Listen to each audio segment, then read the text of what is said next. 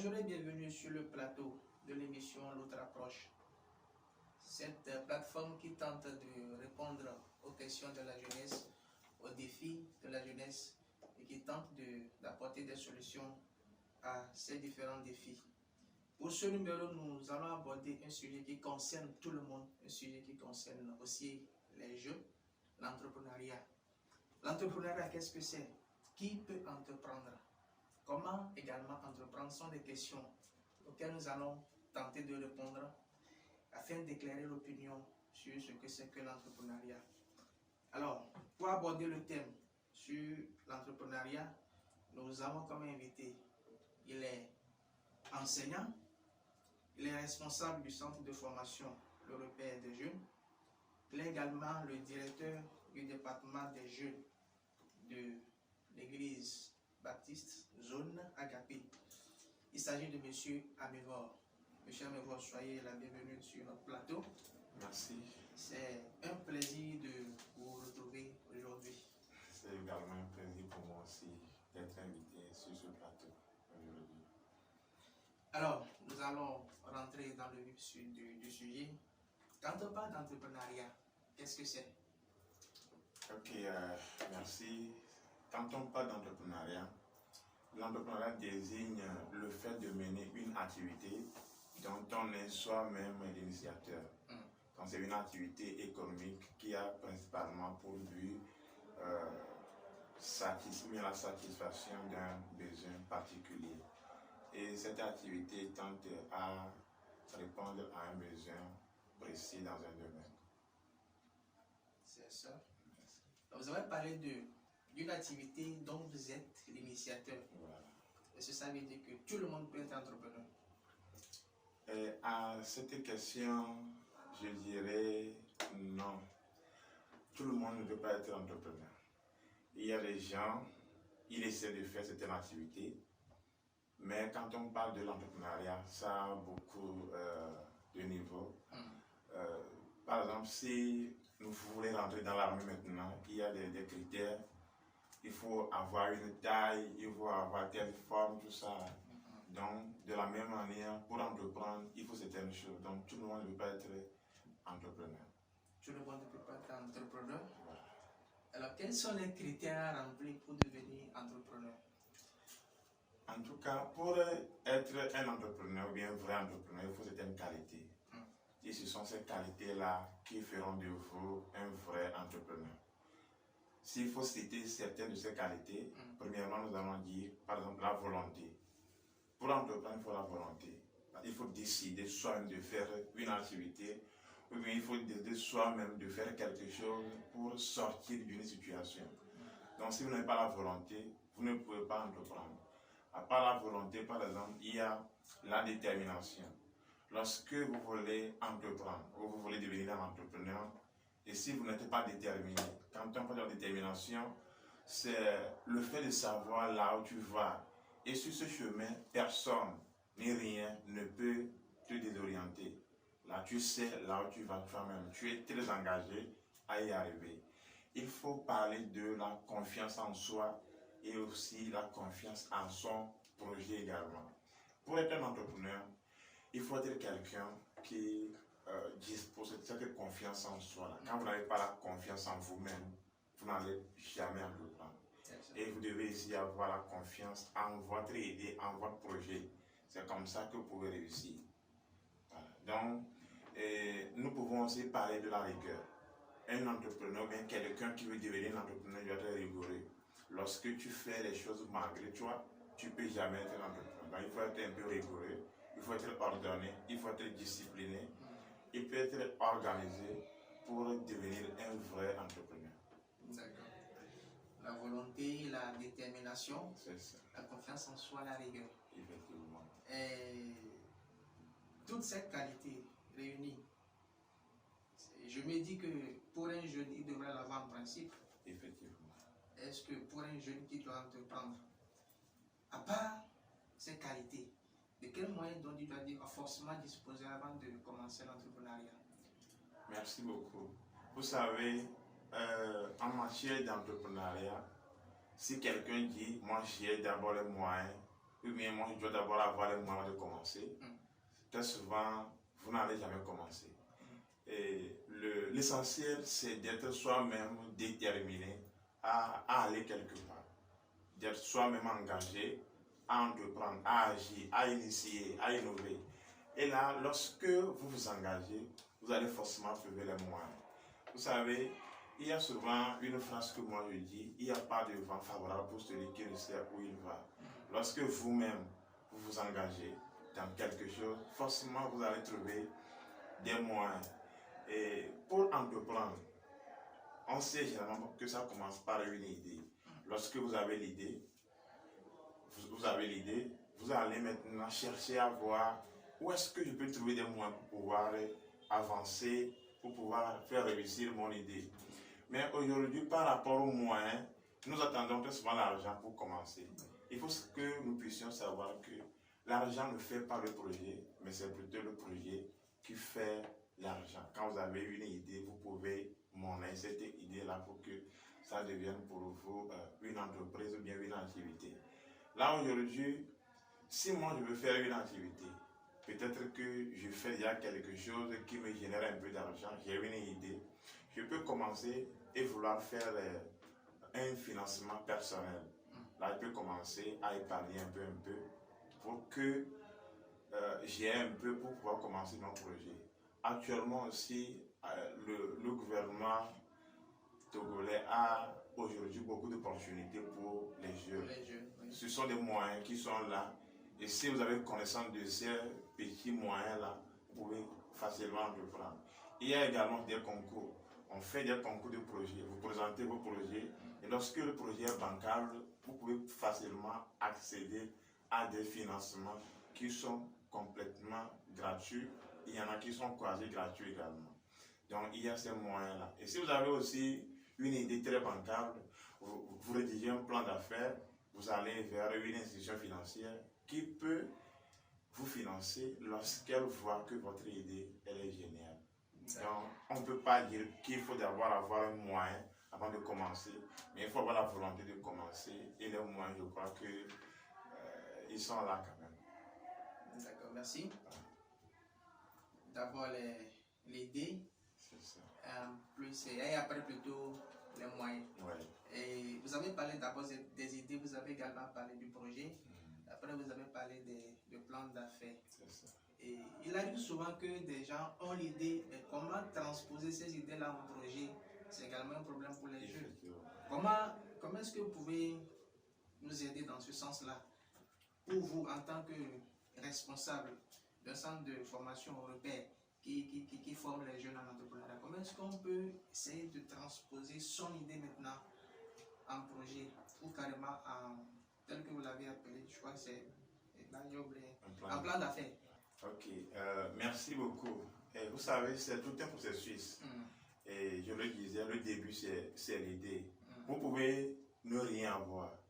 Vous pouvez être à 0 francs, mais quand vous avez l'idée, vous pouvez devenir un millionnaire. Donc, pour créer une entreprise, pour entreprendre et créer une entreprise, il faut commencer par l'idée, comme nous venons de le dire. Donc, et l'idée, ce n'est pas aussi n'importe quelle idée. Il y a des gens qui ont plusieurs idées, mais il faut arriver à sélectionner la meilleure des idées parmi ces idées-là que vous avez. Une fois que vous arrivez à trouver une idée qui est vraiment bien, vous allez passer à ce qu'on appelle à une étude de marché. Vous allez valider l'idée de projet pour voir ce que je voudrais faire, cette idée-là que j'ai. Est-ce que l'idée-là peut marcher? Et là, pour pouvoir faire cette étude de marché-là, vous allez vous poser la question. Là où je voulais faire cette activité, est-ce que les gens ont ces besoins là-bas? Et s'il y a ce besoin, est-ce que ce n'est pas encore satisfait? Si les gens ont ces besoins-là, est-ce que de quelle manière, de quelle forme ces gens-là veulent moi mon projet ou bien les biens que j'ai voulu ou bien que je veux mettre à leur disposition? Je vais essayer de voir la clientèle. Est-ce qu'elle est là? Est-ce qu'elle existe? Et si elle est là, sous quelle forme? Donc je vais faire toutes ces choses-là et essayer de pouvoir valider mon idée. Après cette étude-là, il pourrait arriver que l'idée ne soit pas validée. Je peux trouver après l'étude que non, cette idée-là que j'ai prise dans telle localité ne va pas marcher. Et là, je fais un retour en arrière et je change d'idée. Maintenant, lorsque je vois que l'idée est validée par l'étude de marché, je vais maintenant aller à ce qu'on appelle le business plan, bien le plan d'affaires. Je vais rédiger un plan d'affaires à partir de cette idée-là que j'ai.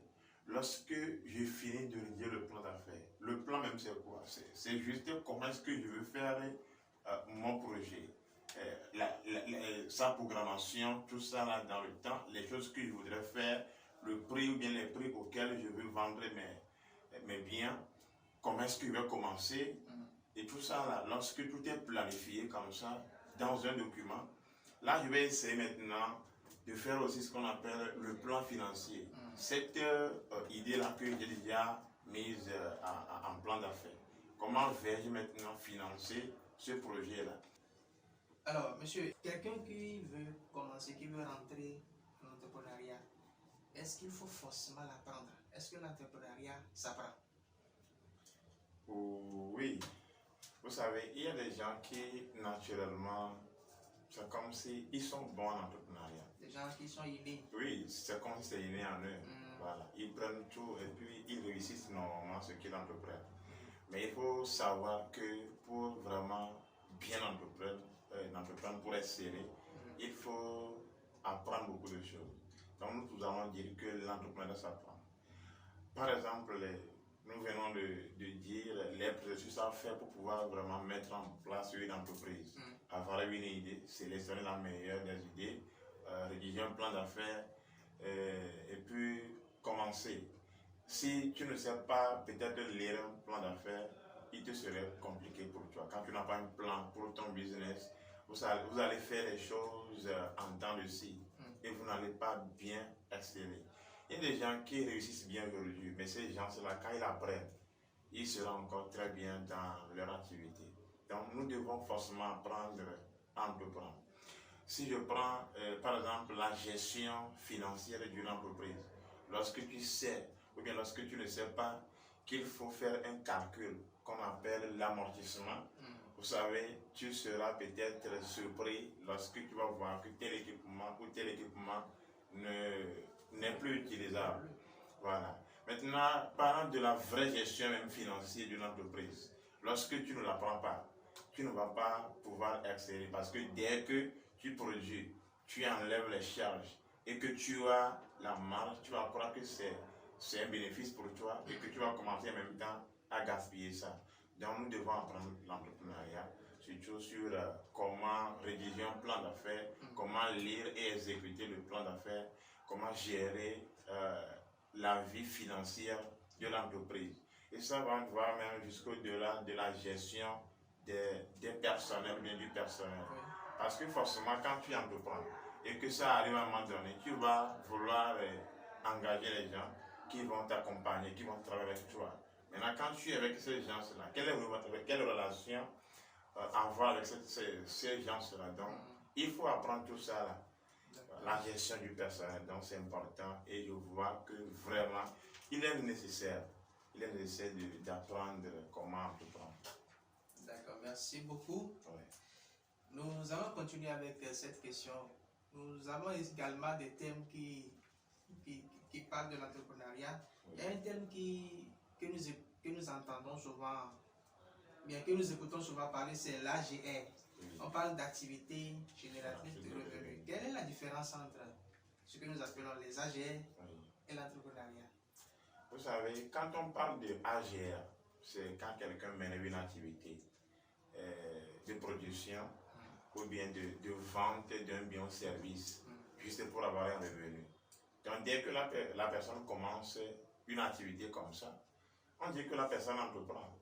Déjà, disons que c'est aussi de l'entrepreneuriat, mais à un niveau très bas.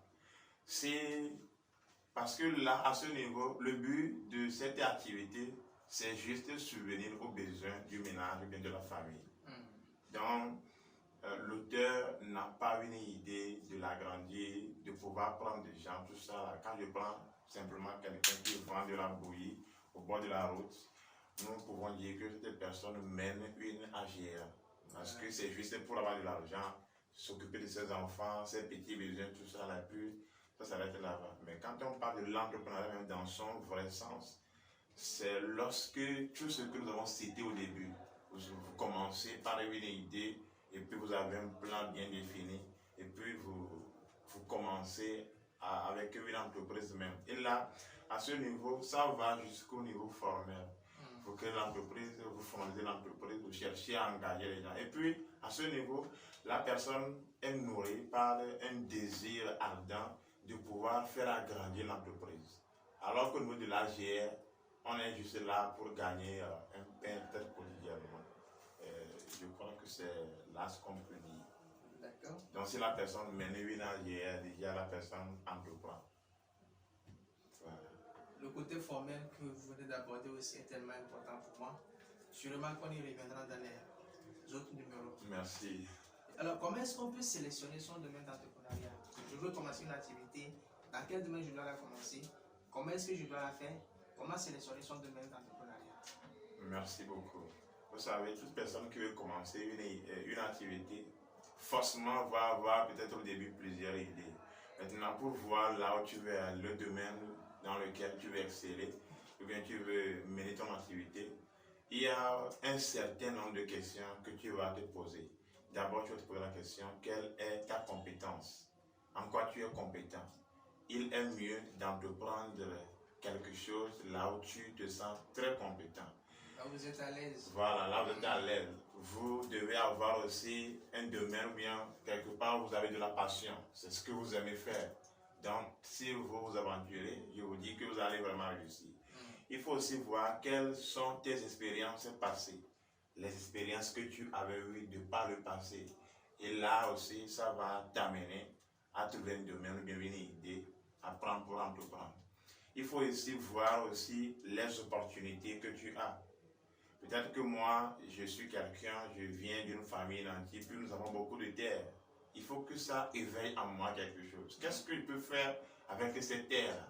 Ou bien on a des locaux peut-être au bord de la route. Qu'est-ce que je peux faire avec ces choses-là? Donc quand vous avez une opportunité également, ça peut vous amener à une idée et à commencer aussi quelque chose. Il faut aussi penser aussi aux besoins. Quels sont les besoins qui sont sur le terrain? Parce que vous pouvez avoir à cœur d'aller vers un domaine. Mais vous allez sur le terrain, vous voyez que là où vous voulez aller, il n'y a pas ce besoin-là sur le terrain. Donc il faut que toutes ces questions-là nous amènent pour que nous puissions voir dans quel domaine ou bien vers quelle idée vraiment aller pour entreprendre nos... D'accord. Est-ce qu'on doit aussi faire référence à la formation que vous avez? Effectivement. Il faut vraiment aussi s'appuyer sur ta formation parce que c'est la formation là, qui t'a donné une compétence donnée. Là, tu sais que dans ce domaine, je suis très bien, je suis bon. Je ne veux pas être peut-être un médecin, par exemple, ou bien quelqu'un qui a déjà fait la cuisine et va vouloir peut-être aller faire autre chose qui va encore me prendre le temps pour la formation. Quand je vois que je suis bon en cuisine et que j'ai des opportunités, je peux m'aventurer en ce domaine-là pour pouvoir mettre en place mon activité. D'accord. Donc, ça m'amène à vous poser plutôt la question sur les risques de l'entrepreneuriat. Il n'y a pas d'activité aujourd'hui sans risque. Il n'y a pas de domaine sans risque. Au niveau de l'entrepreneuriat, quels sont les risques qu'on peut encourir si jamais on commence par entreprendre quelque chose? Merci beaucoup. C'est une question très pertinente que beaucoup ignorent aujourd'hui. Vous savez, on peut dire que l'entrepreneuriat c'est égal au risque. Parce que c'est pourquoi ceux qui n'aiment pas prendre des risques ne peuvent jamais entreprendre. Voilà. Il faut être quelqu'un qui gère rapidement les risques parce que quand vous voulez entreprendre, quoi qu'il arrive, il y a beaucoup de risques dedans. Nous allons parler du temps par exemple. Quand vous voulez être un entrepreneur, vous savez, vous allez être super occupé. C'est là pour nous des choses. Donc quand vous aimez donner du temps à votre personne, au loisir, aux choses, tout ça là, vous n'allez pas pouvoir entreprendre. Donc un entrepreneur d'abord c'est quelqu'un, il est très occupé parce qu'à tout moment, il réfléchit à son activité. Il pense à quoi faire pour pouvoir réussir son activité. Deuxième chose, un entrepreneur ne cherche pas à avoir sur lui à tout moment de l'argent. Quand tu veux entreprendre et tu veux toujours avoir peut-être, tu veux toujours sauvegarder ton pain quotidien parce qu'il pourrait arriver que tu trouves une opportunité et que c'est tout l'argent que tu as, que tu dois investir. Là, tu vas aller à la maison, tu vas aller dormir, peut-être à la famille avec tes enfants à la maison. Donc, ce sont là les risques qui sont dans l'entrepreneuriat. L'autre chose, vous pouvez peut-être investir dans une affaire, 2 millions, 3 millions, 4 millions, et revenir le produit comme ça. Vous allez partir faire un prêt, vous avez bien fait quand même l'étude de marché, vous êtes sûr que l'activité peut marcher, et vous revenez. C'est un autre facteur carrément qui vient et qui fait tout, qui bousille tout comme ça. Donc ce sont là les risques là qui sont dedans. Et l'autre chose c'est que quoi, si tu es peut-être mal entouré, tu seras désorienté. Et ces gens-là, pas des conseils, peut-être que ce sont des gens qui n'ont pas les mêmes visions que toi. Donc ce sont les risques que nous avons. Et vous savez, on ne va pas aussi oublier, nous sommes en Afrique. Lorsque tu commences et que ça marche bien, il y a des gens qui vont vouloir te faire du mal. Ils vont passer par tous les moyens pour te nuire. Donc ce sont des choses auxquelles il faut également aussi s'attendre. Et quand tu commences à émerger, les gens vont commencer à venir vers toi pour demander de l'aide, tout ça là. Mais lorsque tu n'es pas serein, tu vas gaspiller l'argent et te retrouver avec 0 francs. Et là, tu ne peux plus continuer ton activité.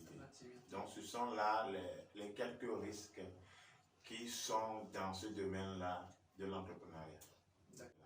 Aujourd'hui, moi, ce que je vois principalement au niveau des jeunes, les jeunes attendent à ce que les opportunités même viennent vers eux. Ce n'est pas ça. Il faut se lever et aller vers ces opportunités-là.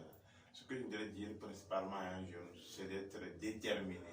Lorsque tu tiens à faire quelque chose, tu vas finir forcément par le faire.